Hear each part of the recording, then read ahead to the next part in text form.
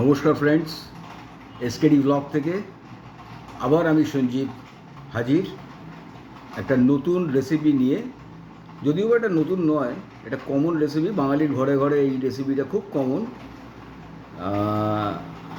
আজকের যে রেসিপিটা আপনাদের দেখাবো এবং আমাদের লাঞ্চ মেনু, শুধু ওইটা নয়, আরও অনেক কিছু আছে লাঞ্চ মেনুতে। দেখাবো এই মাছের মাথা দিয়ে পুঁই শাক রান্না কীভাবে হচ্ছে এবং আমরা সেটাকে কীভাবে এনজয় করছি র্যালিশলি, সেটাই দেখাবো। ততক্ষণ থাকুন আমাদের সঙ্গে, বিভিন্ন এতে আমরা দেখাবো পুরো টোটাল প্রসেসটা। হ্যাঁ, মাছের মুড়োটা ভাজা হচ্ছে, এরপরে বিভিন্ন সবজিগুলো, এই যে সবজিগুলো কাটা সবজি রয়েছে, এটা হচ্ছে আপনার বেগুন, কুমড়ো, পুঁইয়ের ডাঁটা, পুঁই পাতা, হ্যাঁ, এই সবজিগুলো সমস্ত ভাজা হচ্ছে। আগে ভাজা হোক, তারপরে স্টেপ টু স্টেপ প্রসেস। এটা একটা রুই মাছের মাথা। ওকে, পাঁচফোড়ন দেওয়া হয়ে গেছে, এবার এই কাঁটার সবজিগুলো ভাজা হচ্ছে। দেখুন,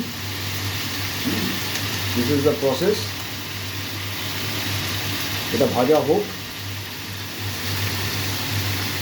দেখুন,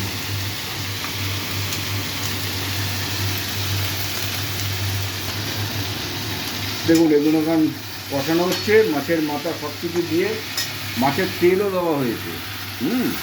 দেখুন, ভালো করে কষাতে হবে, তবেই তো ফ্লেভার, তাহলে ফ্লেভারটা বেরোবে কোথা থেকে? বাঙালির পুঁই শাক, ভেরি গুড, ভালো হচ্ছে ফ্রেন্ডস। ওকে, গুড আফটারনুন ফ্রেন্ডস, আপনাদের তখন দেখিয়েছিলাম পুঁই শাক রান্না মাছের মাথা দিয়ে। তা এখন আমি বসেছি লাঞ্চ করতে। এই দেখুন, পুঁই শাক, ভাত, চিকেন কষা। শুরু করি আজকে লাঞ্চ। একটু দেরি হয়ে গেছে, আমি একটু ছুটির দিনে একটু দেরি হয়, বাঙালি বাড়িতে একটু দেরি হয় নর্মালি। শুরু করছি। বাহ, দারুণ,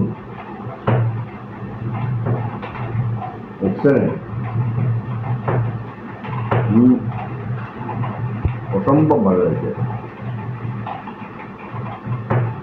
মাছের মাথা দিয়ে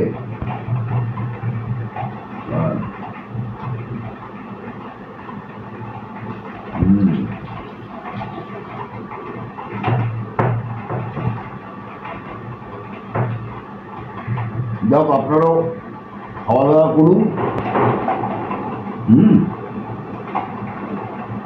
আবার অন্য একটা ব্লগ নিয়ে আসবো, ততক্ষণে বাই।